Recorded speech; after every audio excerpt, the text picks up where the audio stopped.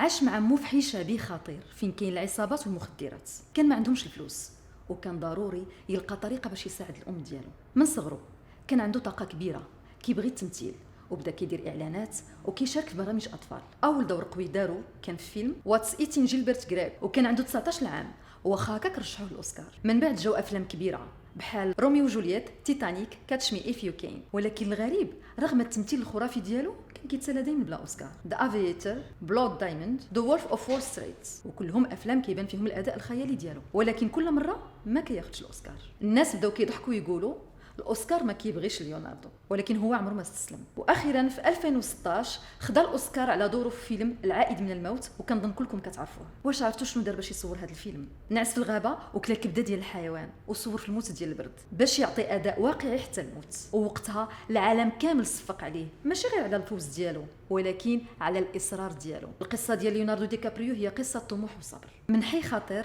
لطفل عنده حلم النجم عالمي دار كل شيء باش يوصل. شنو رايكم في ليوناردو؟ واش كيستاهل اكثر من اوسكار؟ كتبوا لنا في التعاليق وما تنساوش ديروا لايك وتشتركوا في القناه باش يوصلكم كل جديد.